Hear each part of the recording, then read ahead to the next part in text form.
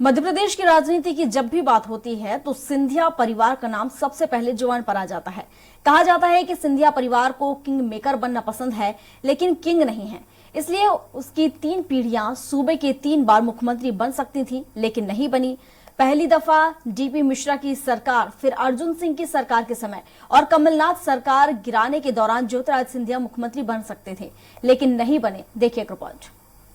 जनसंघ के नेता और बीजेपी के फाउंडर मेंबर राजमाता विजय राजे सिंधिया से लेकर ज्योतिरादित्य सिंधिया तक इस परिवार की 3 पीढ़ियां मध्य प्रदेश निर्माण के बाद से राजनीति में सक्रिय चली आ रही हैं। जनमत होने के बावजूद भी सिंधिया परिवार का कोई भी सदस्य आज तक मध्य प्रदेश के मुख्यमंत्री के पद पर नहीं पहुंच सका। ऐसे में कहा जाता है कि सिंधिया परिवार किंग मेकर बनना चाहता है। राजनीतिक विश्लेषक इसके पीछे कई कारण बताते हैं।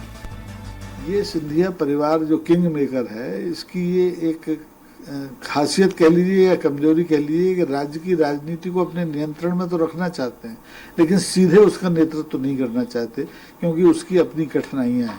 राज्य के नेतृत्व करने में आपको जनता से सीधे संवाद करना पड़ता है और केंद्र की राजनीति हवाई राजनीति होती है। तो ये लोग हवाई राजनीति में यकीन करते हैं, किंग मेकर बने रहना चाहते हैं, खुद किंग नहीं बनना चाहते। कब क्या क्या हुआ।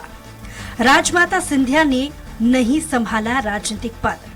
1967 में तत्कालीन मुख्यमंत्री द्वारका प्रसाद मिश्र से विवादों के चलते राजमाता विजय राजे सिंधिया सरकार गिराती। खुद मुख्यमंत्री न बनते हुए गोविंद नारायण सिंह को मुख्यमंत्री बनवाया। माधवराव सिंधिया मुख्यमंत्री बनते बनते रह गए। 1989 में माधवराव सिंधिया का नाम मुख्यमंत्री की दौड़ में था।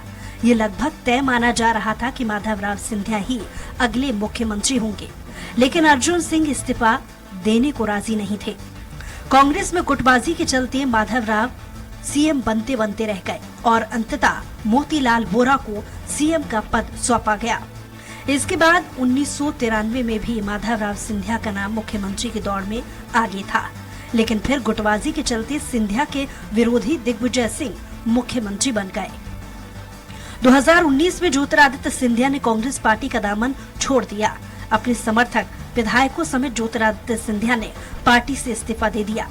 कांग्रेस को 15 साल बाद सत्ता में लाने वाले ज्योतिरादित्य सिंधिया की वजह से ही कांग्रेस की सरकार गिर गई। सिंधिया चाहते तो शर्त पर मुख्यमंत्री बन सकते थे, लेकिन ज्योतिरादित्य सिंधिया नहीं बने।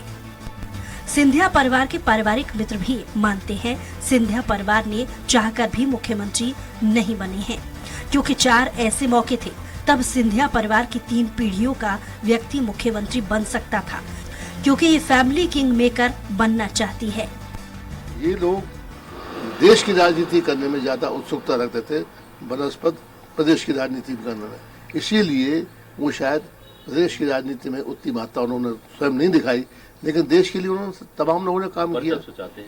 वर्चस्व तो इसलिए होता है कि केंद्र का वर्चस्व तो हमेशा रहेगा भाई, कोई भी पार्टी हो, कोई भी व्यक्ति हो, तो वर्चस्व तो रहेगा ही। कि सिंधिया परिवार ने कभी भी पद की लालसा नहीं की है, उन्होंने हमेशा विकास की बात की है।